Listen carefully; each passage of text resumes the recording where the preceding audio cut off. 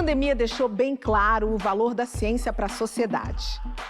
Por mais que a produção científica brasileira venha crescendo, ela ainda é muito modesta frente ao potencial que ela tem.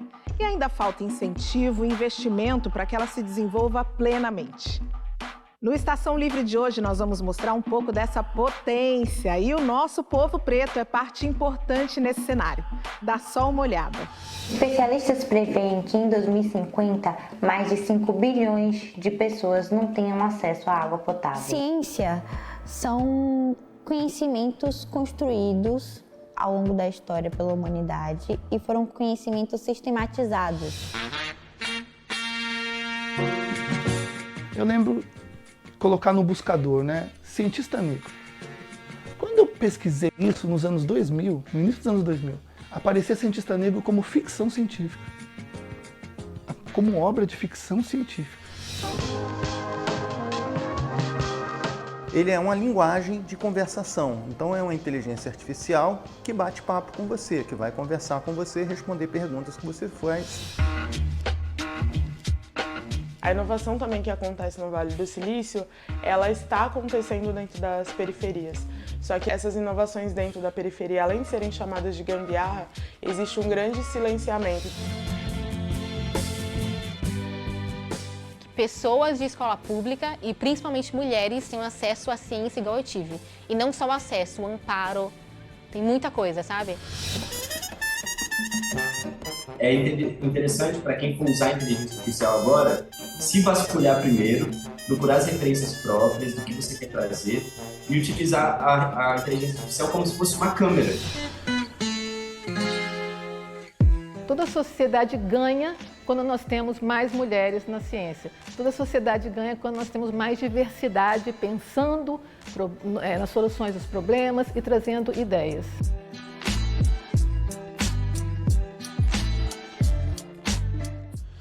E para a gente falar sobre ciência e tecnologia e como é que a gente produz isso aqui no Brasil, eu tenho o prazer de receber o professor e pesquisador Valdinei Freire da Silva e a mestre e doutoranda em ciências Gabriele Moreira.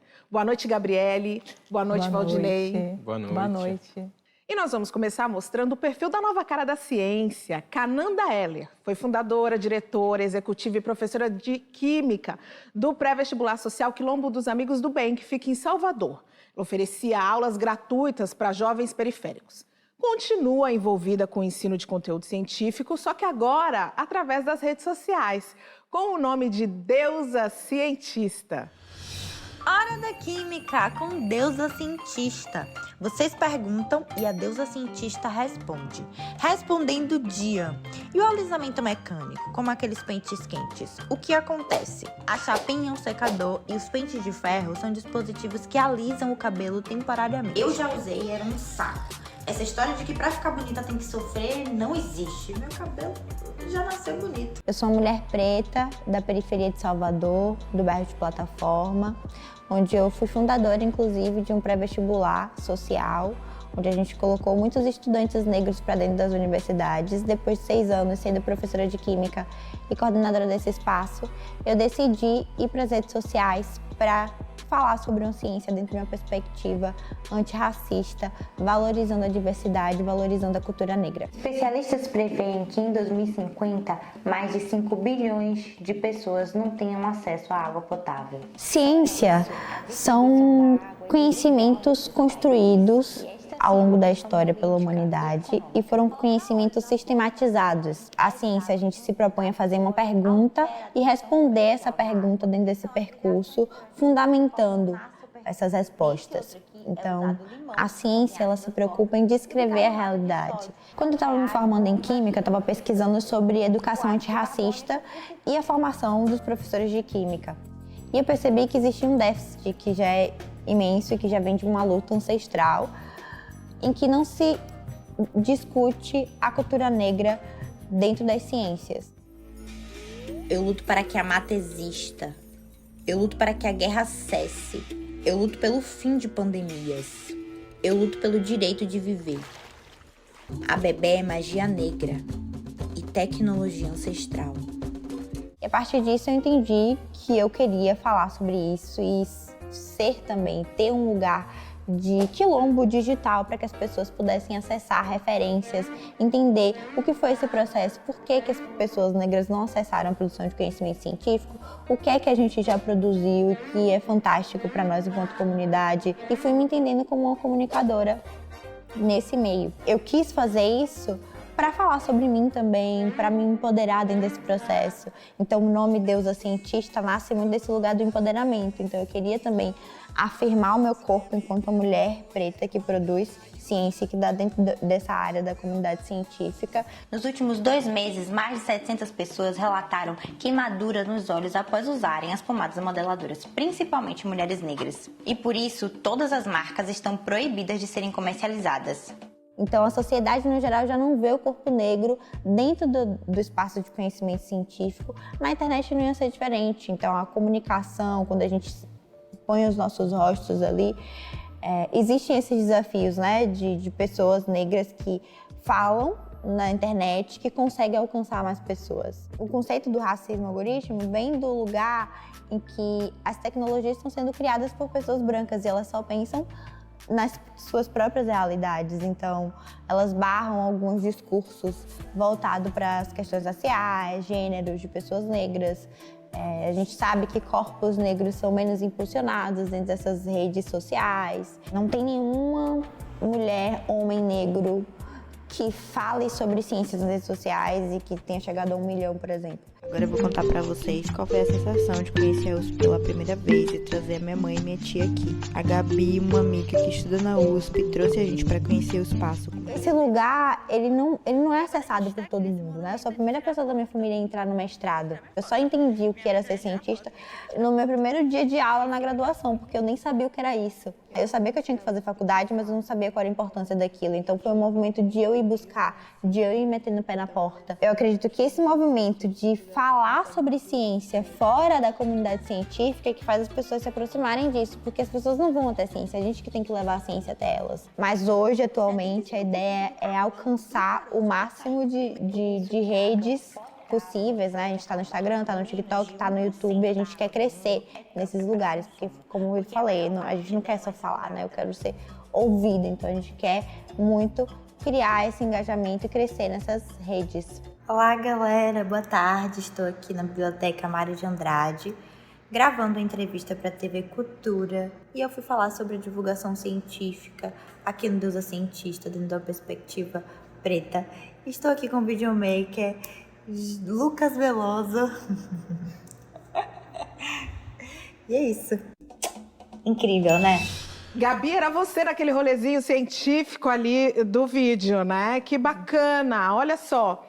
Eu fiquei assistindo a reportagem e pensando no quanto a gente tem essa imagem desse cientista acadêmico, branco, sério. O quanto é importante para o nosso país que esse trabalho que a Deusa desenvolve, quebrando esse estereótipo. Sim, sim, sou eu, né? Que eu conheci a Cananda nas redes sociais. E eu falei para ela, vem conhecer a USP, porque ela é da USP São Carlos. Eu falei, vem conhecer a USP Capital. Ela falou, eu vou com minha tia, vou com minha mãe. E aí eu fiz um tour com ela, porque assim, a USP é um local que é dominado por muitas pessoas brancas. Então, quando eu via a Cananda, via também a mãe e a tia, que são pessoas negras, principalmente saí de um mesmo lugar que eu saí, então foi aquele momento de proporcionar a elas aquela experiência, sabe? Foi algo muito tocante, então a mãe dela chorou, porque não passou, mas a mãe dela chorou, a tia dela chorou nesse vídeo, porque às vezes a USP ela é muito distante das pessoas negras. E é um espaço que se produz ciência o tempo inteiro, né? Isso, se produz ciência o tempo inteiro. Mas a Cananda trouxe algo nas falas dela nos vídeos sobre essa necessidade, né? Porque a gente também produz ciência de acordo com a nossa experiência cultural, da onde a gente está inserido, da nossa necessidade de fazer ciência.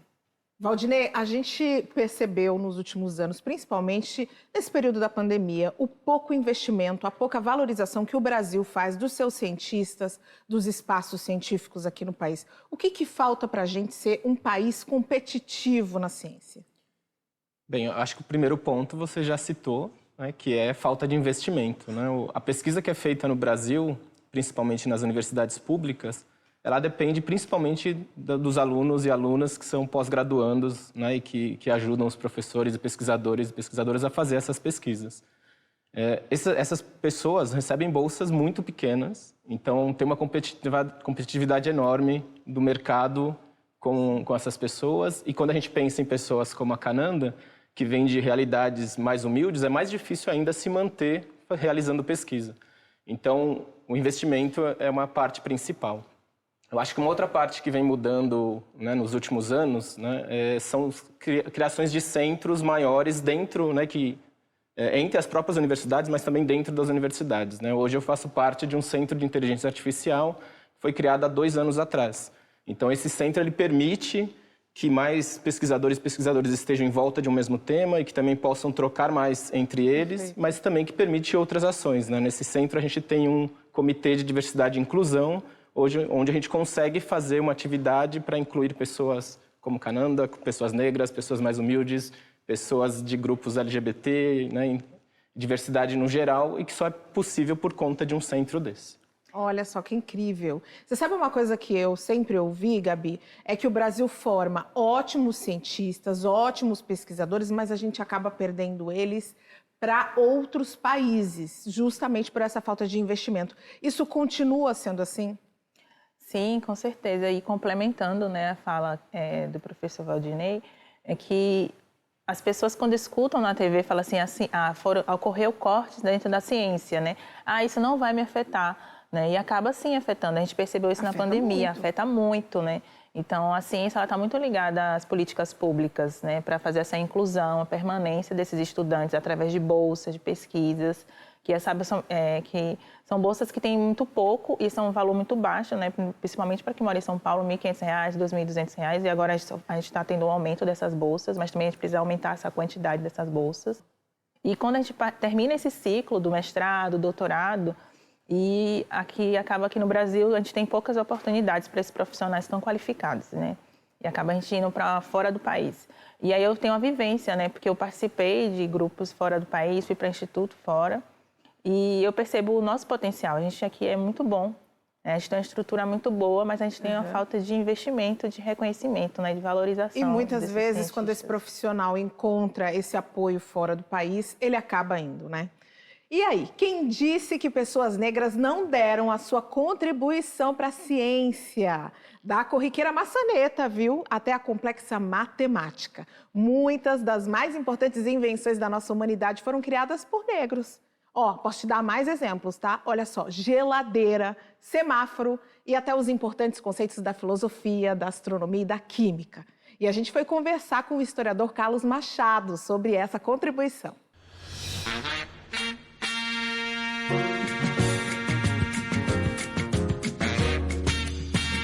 Eu lembro colocar no buscador, né? Cientista negro. Quando eu pesquisei isso nos anos 2000, no início dos anos 2000, aparecia cientista negro como ficção científica, como obra de ficção científica. Mas na escola e nos meios de comunicação apareciam só cientistas brancos. Nem mulher branca aparecia. Gênios da Humanidade, Ciência, Tecnologia e Inovação Africana e Afrodescendente tem como objetivo mostrar a genialidade da população negra de origem africana, que por séculos foi escondida, foi ocultada por movimentos que tentaram desumanizar a população negra, trazer produções inovadoras, tecnológicas, científicas, produzidas há milhares de anos, e que é importante que a população conheça todo esse legado. Posso falar de Imhotep, por exemplo. Imhotep foi um dos maiores gênios da humanidade. Ele foi médico, ele foi filósofo, poeta, foi arquiteto, foi engenheiro. Ele ajudou a construir a pirâmide de degraus de Saqqara, que foi um avanço. As escolas filosóficas começaram em Kemet, que é o nome antigo do Egito, né? Egito é o nome que os gregos deram. A geometria, a astronomia, o que nós temos hoje de calendário, a base desse calendário, 365 dias, são observações astronômicas feitas pelos antigos queméticos. Nós temos na área de metalurgia técnicas de prospecção de metais, de minerais, pedras preciosas. Tudo isso foi trazido pelos africanos. Temos o GPS. O GPS foi feito por uma mulher negra, matemática, que trabalhou para a Marinha dos Estados Unidos, e ela desenvolveu toda essa tecnologia de posicionamento de satélites. Negras e negros que inventaram essas inovações. As tecnologias 1G, 2G, 3G, 4G, o câmbio automático, a vela de ignição, a montanha-russa, o microfone eletreto. Mas a questão é, por que essas pessoas elas foram invisibilizadas? Aí a gente entra no racismo. Isso vai mudar a partir do momento em que a gente tiver pessoas sendo formadas dentro das universidades, dentro das faculdades, dos institutos de pesquisa, começarem a produzir livros e esses livros chegarem na rede pública, na rede particular. Por exemplo, aqui na Secretaria Municipal de Educação de São Paulo, a gente tem trabalhos recentes, pedagógicos, que já trazem esse assunto. Porque esse assunto tem sido debatido, tem sido trazido por diversos profissionais para a Secretaria Municipal de Educação. Isso já está mudando a confecção dos materiais. Carlos, lá em casa, seu livro fica na mesa de centro para que todo mundo possa consultar sempre. Só informações de qualidade. E aí, ultimamente a gente tem ouvido falar muito num tal de ChatGPT. Mas o que é isso? Vou te contar depois do intervalo. Não sai daí.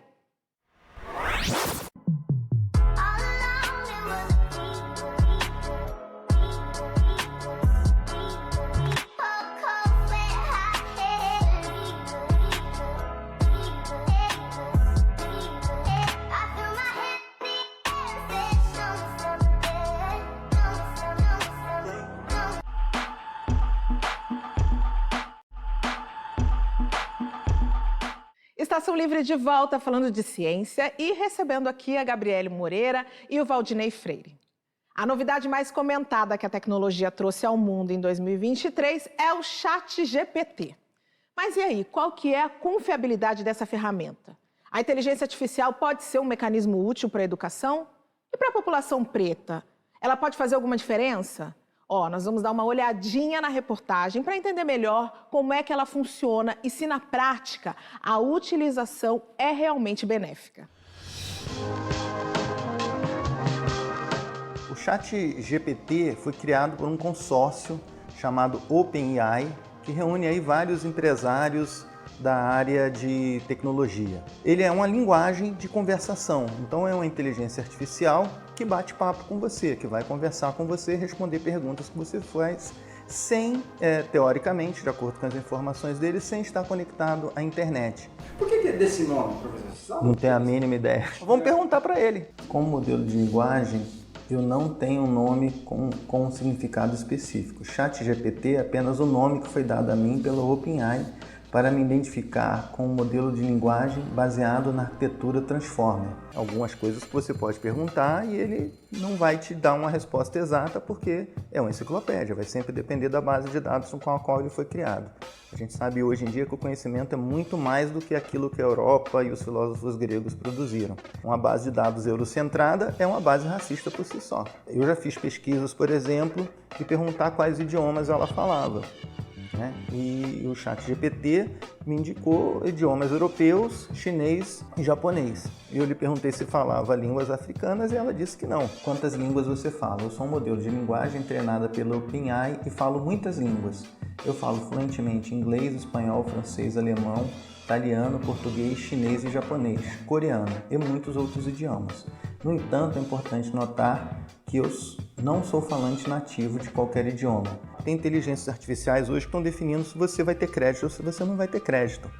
Se você pode ou se você não pode ter um cartão de crédito, se você pode ou não pode tomar um empréstimo.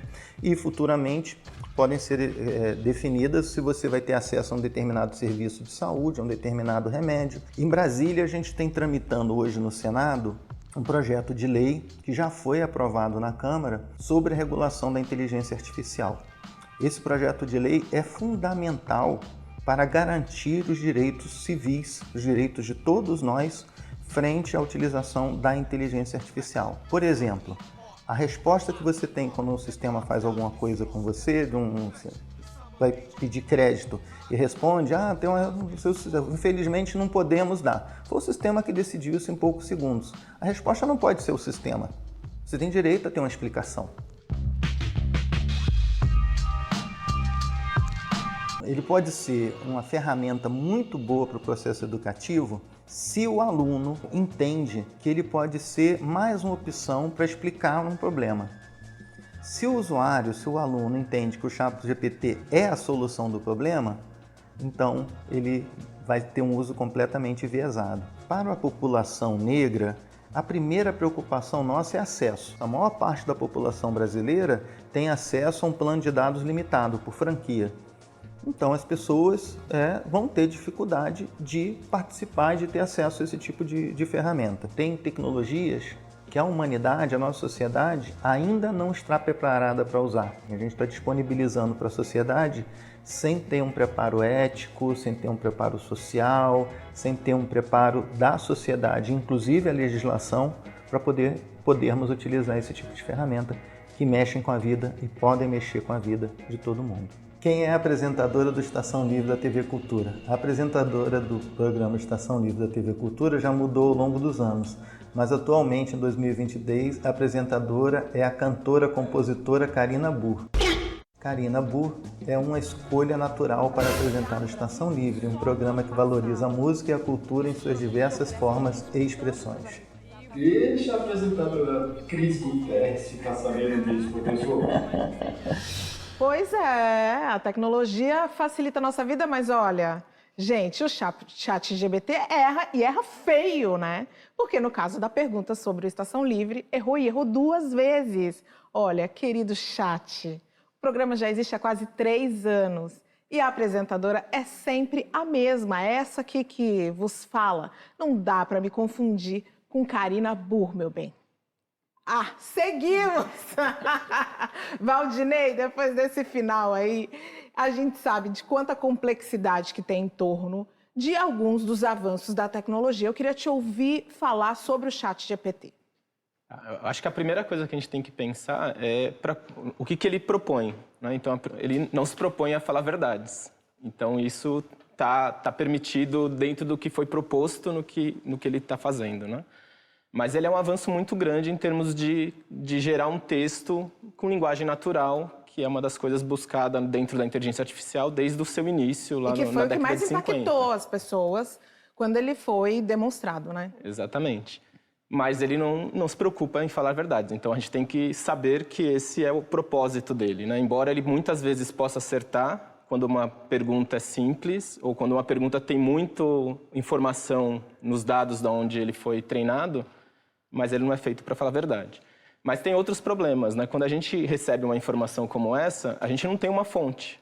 Porque, geralmente, quando eu vou buscar uma informação no Google e eu recebo várias opções, eu tenho várias fontes, né? Eu sei de qual jornal foi escrito, eu sei qual que é, né, como que é feita a editoria daquele jornal, para eu poder escolher as referências de onde você fez essa pesquisa, né? Isso não é feito, né? E eu acho que tem um outro ponto que é o do epistemicídio também, porque dependendo da informação de onde ela vem, essa informação vai ser escondida totalmente, não vai nem aparecer na superfície do que a gente ouve do GPT. Então também a gente não tem mais essas opções de poder olhar várias informações e escolher em qual delas a gente vai ler e se informar. Ô, Gabi, e tem uma relação com o preconceito, com o racismo. De que maneira esse avanço aí na tecnologia pode propiciar mais preconceito na sociedade?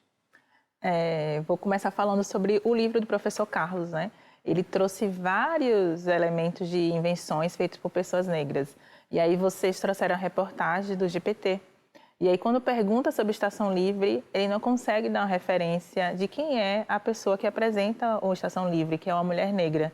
Olha como a gente está falando de apagamentos, né? E esse ChatGPT, ele traz essa mesma questão, é um apagamento. E eu tenho certeza que não é só o caso do Estação Livre, que tem você, Cris, como apresentadora. Vai vir vários outros episódios que ele vai tornar esse apagamento de pessoas negras que fazem papel principal, né? É como se a gente não estivesse na história, né? Isso, é como a gente não estivesse na história.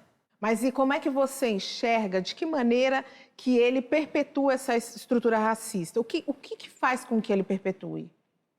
Então, assim, no caso, quando o ChatGPT ele é formado, né, com certeza, por pessoas brancas e não tem nessa sua formação pessoas negras, eles têm uma dificuldade, uma limitação também de pensamentos, né? De aumentar isso para que pessoas negras elas tenham acesso, para que essa comunicação ela seja expandida. E acaba que, como esse racismo ele está nessa estrutura, nessa organização desse GPT, né? Então, assim, a gente não sabe o que é que acontece por trás, mas é um chat que ele traz essa baixa probabilidade de trazer essas referências de pessoas negras. E eu espero que agora ele já saiba que eu, que sou apresentadora do Estação Livre, que é um programa que, inclusive, premiado pela temática de diversidade na televisão brasileira. Nós estamos aqui fazendo a diferença. E através de descrições detalhadas submetidas a um programa de inteligência artificial, o fotógrafo e artista visual Thiago Brito produz fotografias que recriam e resgatam a ancestralidade e a história do povo negro. Trabalho com fotografia há 17 anos, comecei bem novo. A fotografia sempre me trouxe uma possibilidade de expressão muito forte, foi a que eu me apaixonei com 16 anos. E hoje eu tenho misturado um pouco de tecnologia com memória ancestral dentro da fotografia e da arte. Eu acho que é a minha nova atuação dentro disso como criador de imagem. Essa pesquisa, ela se inicia com a minha percepção dentro do que são os pontos de terreiro, né? Quando a gente tem um ponto no terreiro dentro de uma gira, os pontos eles são muito descritivos, né? Eles sempre trazem pra gente onde esse personagem está, que roupa ele está vestindo, como ele se move. E quando eu encontro a inteligência artificial e trago essas descrições, tanto técnicas quanto religiosas, eu chego numa possibilidade de concretizar o meu imagético. A primeira série que eu criei no Midjourney, dentro do que eu estava imaginando, era imaginar uma tribo que chegou no Brasil de forma autônoma. Uma tribo africanos que chegaram aqui de forma autônoma, né? Ninguém os trouxe. Eles simplesmente vieram à procura de novas ferramentas. E quando eles chegam aqui, eles encontram uma vegetação na Amazônia que se parece muito com o que eles têm na África, que é o anis. É trazer justamente para a nossa imaginação essa possibilidade de ser fantástico, sabe? De ter uma autonomia criativa dentro da nossa história e que ela não seja determinada rasamente pelo acadêmico, sabe? Quando eu me tornei fotógrafo, eu entrei nesse costume de ouvir as músicas e imaginar clipes, imaginar fotografias. Isso sempre me alimentou esteticamente. E uma das séries que eu fiz foi com base nessa música de João Bosco. Eu recriei um realismo submerso, onde eu trago Iemanjá recebendo os afogados do trecho África-Brasil e formando a sua falange, né? A música chama Tiro de Misericórdia. Dentro dessa imaginação, eu falei, por que não imaginar que os negros que se afogaram nesse trecho não foram bem recebidos, tiveram uma história pós-vida? E construí uma série, né? Chama Iemanjá e o Batalhão de Afogados, em homenagem a essa música que eu escuto desde pequeno, assim. Exus na capa da noite soltaram a gargalhada e avisaram a cilada pros orixás. Exus, orixás, menino, lutaram como puderam, mas era muita matraca pra pouco berro. Pedras Rolando, do Beto Guedes. Ela tem uma imagem muito quebrada, assim, mas tem um sentido muito forte. Ele tem a seguinte frase, ele fala, eu sou um trem cigano carregando alma sobre o sol. Sempre que eu escutava essa música, eu chegava nessa parte e falava, nossa, a fotografia mais bonita do álbum é essa fotografia. Eu falei, cara, eu vou criar um trem cigano carregando alma sobre o sol e vou trazer um contexto dentro do que eu sei desse pós-vida, né, no meu estudo de terreiro. Sou um trem cigano carregando alma sobre o sol.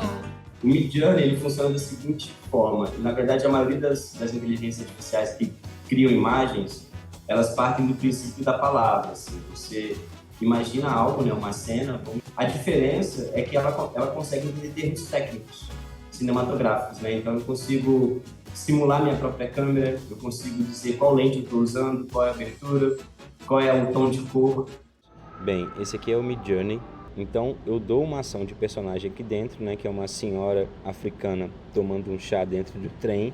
Eu posso trocar esse elegant old woman para um elegant old man. Ele me deu esses resultados aqui. tudo que é produzido ali é uma pesquisa que ela faz a internet inteira, né? Então é tudo realmente produzido pela inteligência artificial, claro, com base na minha técnica estética do que eu estou pesquisando. Então é interessante para quem for usar a inteligência artificial agora, se vasculhar primeiro, procurar as referências próprias do que você quer trazer e utilizar a inteligência artificial como se fosse uma câmera. O que me atinou a recriar essas fotografias do Brasil foi justamente trazer um realismo fantástico dentro do que eu não aprendi na escola e o que eu posso reinventar agora. E eu acho que a população negra ela tem esse bloqueio de se imaginar fantástico, de se imaginar tendo histórias de afeto dentro do que aconteceu até, sabe? E é pouco falado sobre isso, né? E eu acho que pode ajudar dessa forma, trazendo possibilidades de uma nova imaginação dentro do que a gente já conhece, que é muito básico.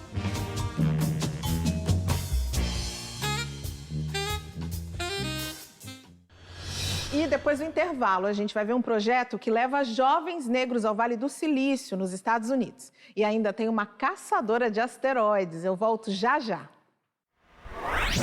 No Dia Internacional das Mulheres e Meninas na Ciência, eu vou apresentar para vocês um mar de Black Power, tranças e cachos dominando os laboratórios. Doutoras em físicas pretinhas pra gente se inspirar. Doutora Sônia Guimarães, primeira mulher negra doutora em física do Brasil, poderosíssima. Doutora Zélia Ludwig, trabalha com física de semicondutores e nanopartículas. Além disso, tem um trabalho lindo que ajuda na permanência e inserção de meninas na ciência. Doutora Catemari Rosa, pesquisadora em ensino de física, realizando estudos e debates que envolvem as interseccionalidades de gênero, sexualidade, raça, etnia e status socioeconômico. Doutora Eliade Lima, ama e estuda astrofísica estelar. Além disso, tem um trabalho incrível no combate ao assédio sexual dentro das universidades.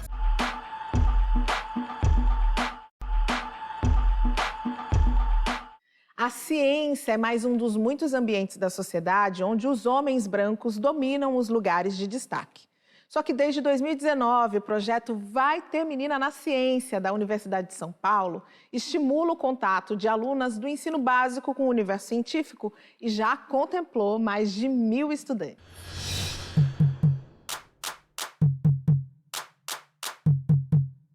O projeto Vai Ter Menina na Ciência, ele nasceu no ano de 2019 e o objetivo dele principal, entre tantos outros, né, é mostrar para as meninas, ultimamente a gente tem focado mais no ensino fundamental 2 e no ensino médio, as carreiras científicas, várias áreas das ciências através do olhar das próprias cientistas.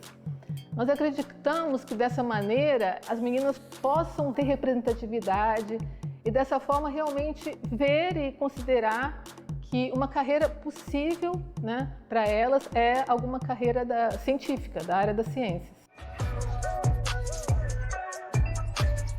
Bom, eu participei como monitora já na primeira edição, em 2019, foi muito empolgante. Eu participei do evento duas vezes e eu gostava bastante das palestras sobre biologia. Durante o ensino médio eu tive bastante contato com ciência e quando surgiu a oportunidade de participar do Menino na Ciência, para mim foi uma chance que eu não ia deixar passar. Eu acho muito legal a possibilidade das meninas poderem estar dentro do ambiente mesmo da ciência, porque às vezes fica uma coisa meio distante. Então eu acho muito inclusivo para elas poderem fazer mesmo experimentos, estarem aqui, saberem que existem muitas mulheres aqui. Esse é um dos nossos objetivos, né, também, é ampliar cada vez mais essa rede de colaboração entre alunas, cientistas mulheres, alunas de graduação e pós-graduação que também participam no projeto. Existem muitas dificuldades nesse quesito, principalmente para garotas negras, porque a gente tem que pensar que o ambiente acadêmico da ciência está predominantemente dominado por homens, principalmente brancos. Eu tenho certeza que é muito mais difícil. Eu acho que fica mais difícil você entrar na graduação, você entrar na sala de aula, você não se vê frente de uma sala de aula porque são poucos professores negros na instituição. E a gente sabe que somente 3% das pesquisadoras aqui no Brasil são pesquisadoras negras.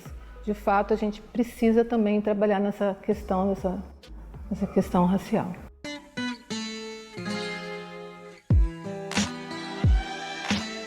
Toda sociedade ganha quando nós temos mais mulheres na ciência. Toda sociedade ganha quando nós temos mais diversidade, pensando nas soluções dos problemas e trazendo ideias. A gente tem que pensar como se a gente participar daquilo, a gente pode mudar no futuro.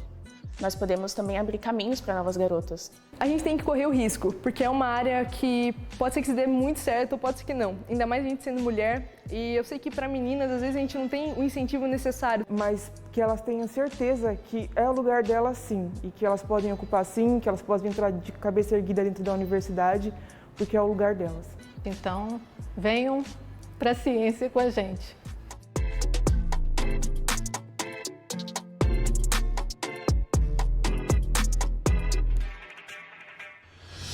Valdinei, ali é sua área, você é professor da Universidade de São Paulo, não sei se dessa turma, mas deixa eu te perguntar uma coisa. Aqui no Brasil, a indústria consegue absorver esses profissionais que estão se formando ou o caminho ainda é a área acadêmica, a área da pesquisa?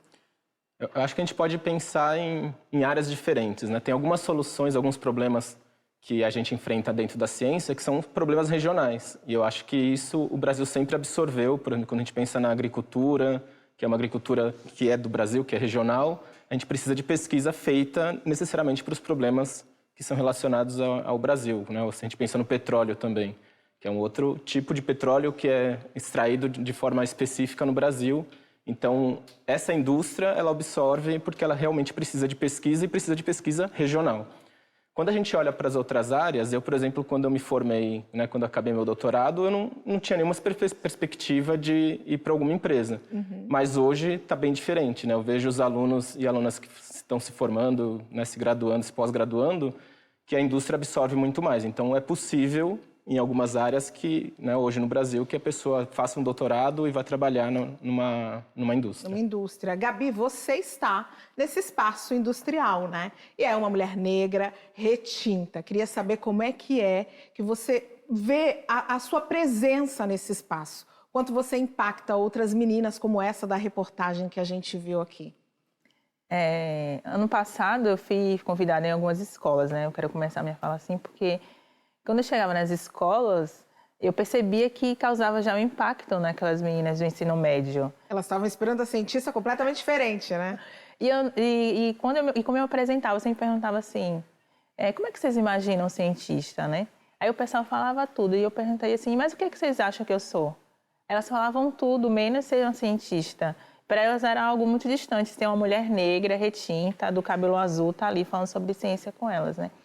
Então, esse local de eu, enquanto uma mulher negra da periferia, tá nesse ambiente também acadêmico, tá na USP, que é uma das melhores universidades da América Latina, e eu tô ali me apresentando, começa a aproximar da realidade também para elas, né? Que elas verem a possibilidade. E qual que é a melhor idade para elas se aproximarem dessa realidade? É no ensino básico, ensino médio ou na graduação?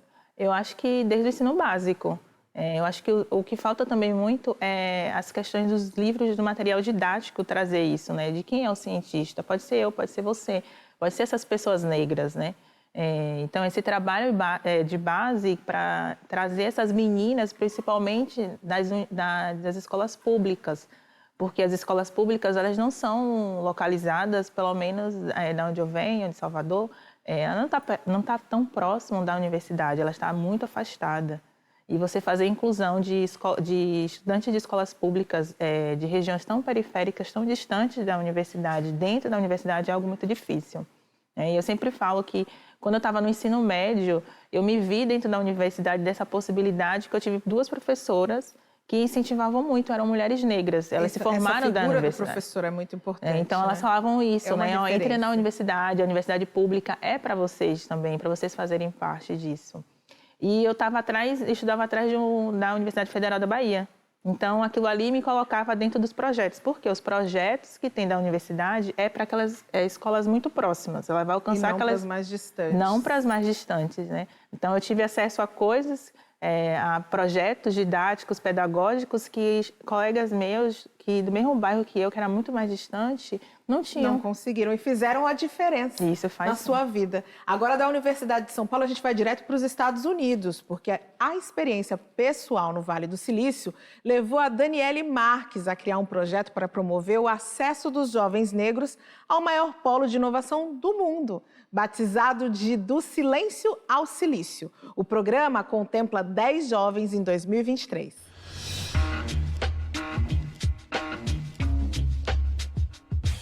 O projeto do Silêncio ao Silício foi criado a partir de uma experiência que eu tive ano passado, né, ao fazer essa imersão no Vale. Eu fiquei nos Estados Unidos ao total 1 mês, mas a imersão foi de 10 dias.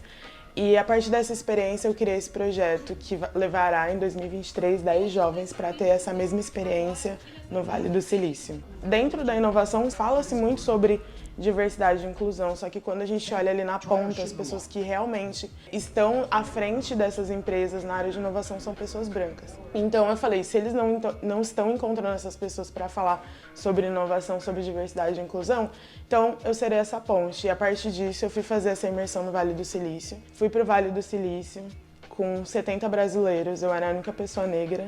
Inicialmente a ideia era ir só para estudar, só que chegou lá, eu vi que para aquelas pessoas era tão fácil acessar o Vale do Silício, muitos deles, principalmente homens brancos.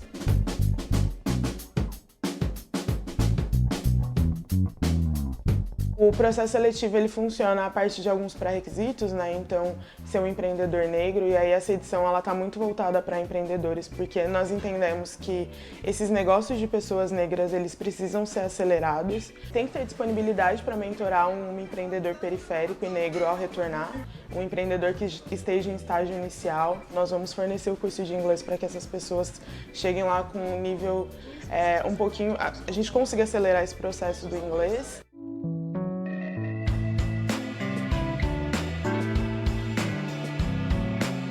Minha experiência no Vale, ela foi muito significativa.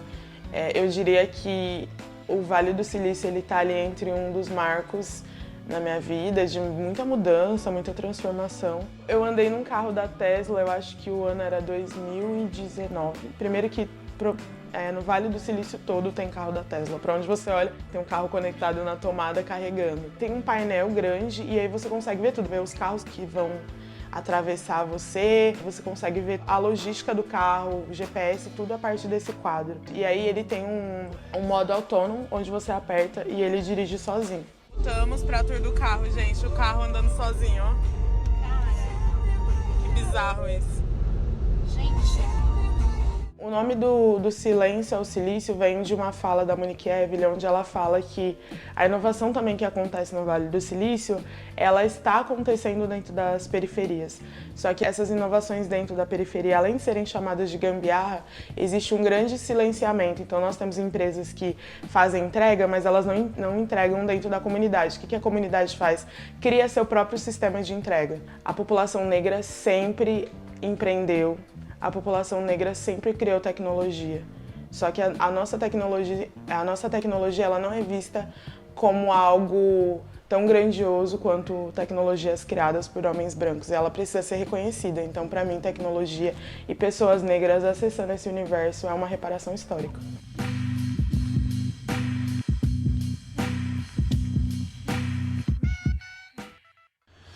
Valdinei, você é o nosso cientista que atua com inteligência artificial. Queria que você contasse um pouco para a gente do seu trabalho. Bem, uma pergunta importante, né? Porque hoje, com o avanço da tecnologia e inteligência artificial, principalmente com o ChatGPT, as pessoas pensam que inteligência artificial é só o ChatGPT. É só o chat. Né? Mas há 7 anos atrás, por exemplo, a gente teve um avanço muito grande dentro da inteligência artificial, que foi o AlphaGo, que foi um primeiro programa que venceu um campeão mundial de Go, que é um jogo de tabuleiro, né? Não é exatamente xadrez, mas mais complexo que o xadrez para uma máquina. Então foi um avanço que não passa por nada do que foi falado do ChatGPT, não passa por uma base de dados, não passa por linguagem natural, mas passa por um outro tipo de tecnologia que é planejamento e onde eu atuo, né? E, em específico, eu atuo com planejamento estocástico quando a gente tem certezas no resultado das ações que a gente realiza. Planejamento estocástico? Estocástico. E dentro, por exemplo, se a gente pensar na distribuição de água numa cidade, A gente precisa que todas as pessoas recebam água, a gente precisa cuidar, né, levar em conta as incertezas das chuvas para que não falte água a longo prazo. A gente precisa que tenha equidade na distribuição de água para que, né, para quem mora na periferia sabe que a água sempre acaba lá antes de acabar no centro. E esse é o planejamento estocástico, porque você viu minha cara, eu buguei aqui, né? A palavra nova.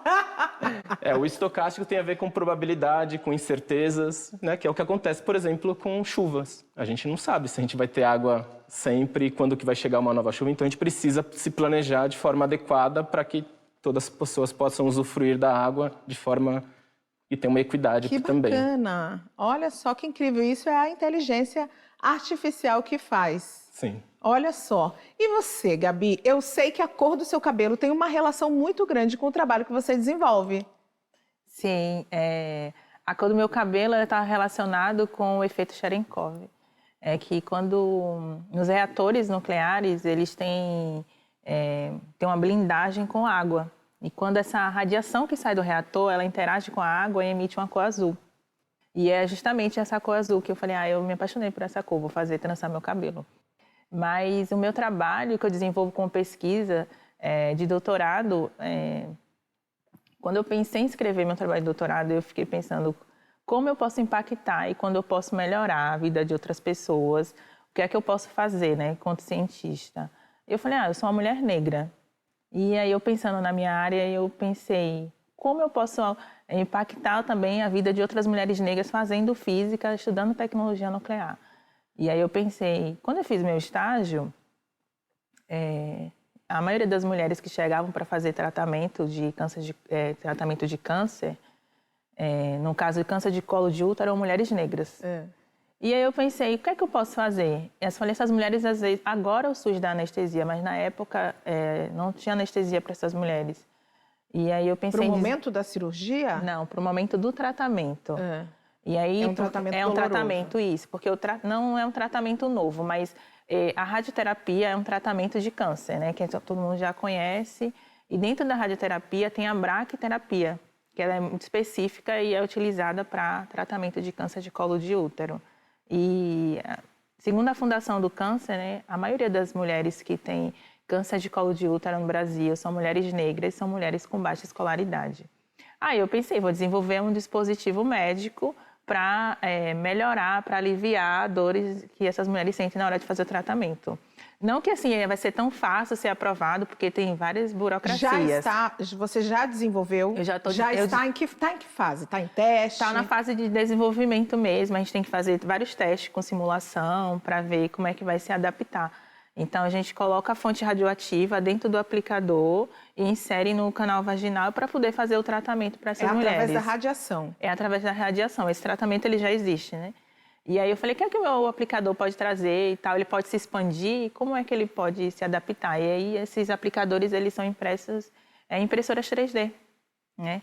Que a gente é muito encontrado no mercado. Então vai ter um custo acessível. Isso, ela tem um custo acessível e pode ser impresso através de... Já que a gente já vai ter a imagem da modelagem, a gente consegue imprimir na impressora 3D e fazer vários testes, né? Então foi muito nessa perspectiva de fazer dispositivos médicos para tratamento de câncer.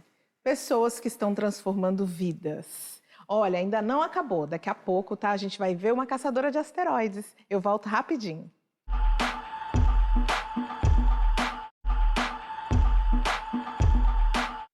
Estação Livre de volta, conversando sobre ciência com a Gabriele Moreira e com o Valdinei Freire.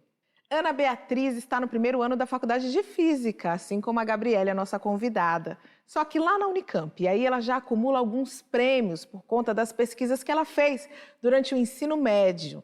E o principal deles foi uma medalha de honra que ela recebeu do Ministério da Ciência, Tecnologia e Inovação por conta de um feito para poucos.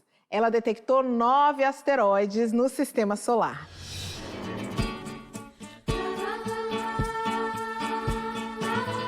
Eu nasci em São Mateus, na zona leste de São Paulo. Quebradinha, extremo leste. Meus pais eram muito rígidos de me deixar sair por conta do perigo e, enfim, quando eu era mais nova era muito perigoso aquele bairro. Então eu não saía muito, então o contato que eu tinha mesmo era só com a vizinha. Eu sempre estudei em escola pública, desde o pré, sempre em escola pública. De onde vem o nosso impulso, os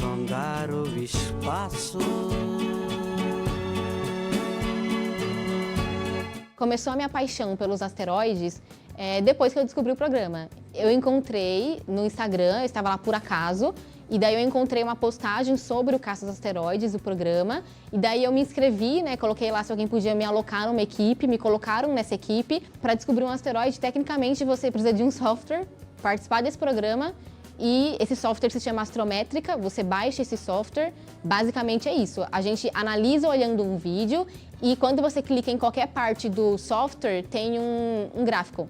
Então, qualquer parte do software que você clicar vai ter um gráfico e você vai bater esse gráfico com aquele objeto que está se movendo. E daí, nesse programa, eu consegui detectar 9 asteroides. A NASA, pelo menos, ela tem como se fosse um mapa de que a cada 100 mil anos, um asteroide, provavelmente do mesmo tamanho do que o dinossauro, impacta na Terra. É também para a defesa planetária. Ainda mais porque agora a gente está criando dispositivos para afastar asteroides, enfim. Aqui é Júpiter, que está bem longe, Saturno, mas basicamente esse aqui é um pouco da órbita de onde se encontra o seu asteroide no momento. Eu não me importo de ser chamada de caçadora de asteroides desde que isso não seja um limite, sabe? Por exemplo, eu só sou conhecida por isso. Mas aqui, pensando em 10 anos, por exemplo, eu espero estar formada num curso que eu esteja apaixonada por esse curso, né? Porque eu tenho muitas saídas. Então, eu espero estar formada já. A física é uma área muito ampla e se eu realmente quero fazer uma pós fora, é muito interessante. Tô doida pra pós e pro mestrado, sério. E pro doutorado também. A minha expectativa para a Unicamp tá 100%, assim, eu tô bem feliz de estar aqui. A ideia é que seja uma futura cientista, ou seguindo a carreira acadêmica, ou trabalhando no laboratório, mas sempre na ciência. É uma das minhas motivações. Pessoas de escola pública e principalmente mulheres tenham acesso à ciência igual eu tive. E não só o acesso, o amparo, tem muita coisa, sabe? Então, assim, é o meu sonho total. Mulher periférica e futura física. Mulheres da física, não desistam. Tem muitas outras mulheres gigantes na onde eu me apoiei, na onde vocês podem se apoiar. Meu Instagram é aberto, pode ir lá conversar comigo, eu tô sempre lá. Então, assim, não desistam porque não desistir te traz muitas coisas.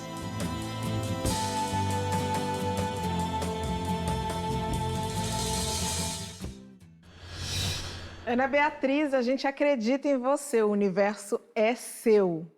Olha só, a gente já está chegando no final do programa, só que antes eu queria muito saber, Valdinei, na sua área, quais são as perspectivas que você enxerga para o futuro dentro da sua área científica? A gente falou do ChatGPT, foi um avanço muito grande, eu também citei o AlphaGo agora há pouco, mas eu acho que o que a gente mais olha hoje é a questão ética. Porque quando eu comecei a fazer pesquisa em inteligência artificial há mais de 20 anos atrás, a gente não tinha essa aplicação tão forte e tão avançada e também alcançando tantas pessoas como a gente tem hoje, né, no dia a dia. Também já foi, a Cananda falou de racismo algorítmico, então tem várias questões éticas que estão envolvidas. Então, uma das coisas que a gente vê hoje cada vez, eu citei o centro que eu trabalho de inteligência artificial, integrando mais áreas. Então, a gente tem lá dentro uma área de humanidades para lidar com isso.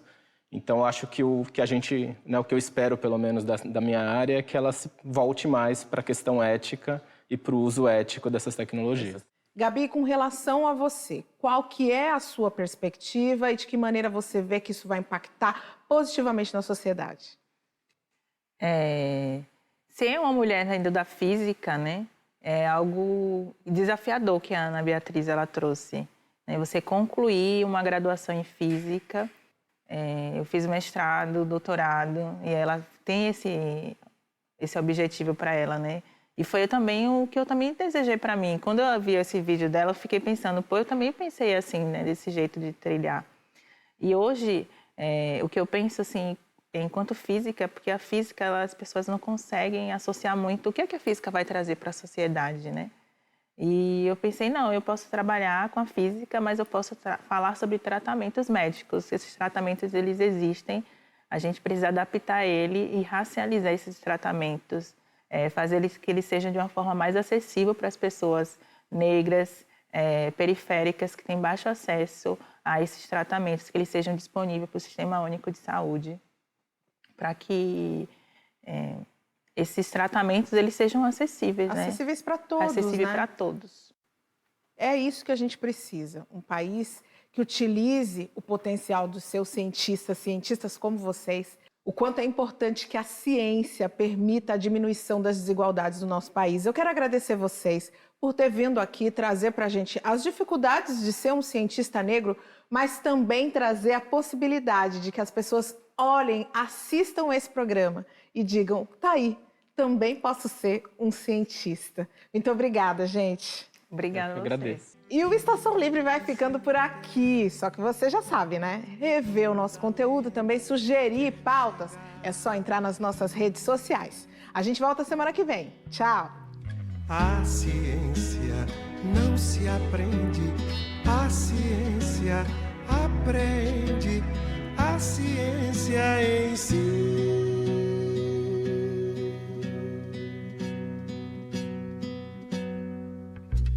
Se toda estrela cadente cai pra fazer sentido e todo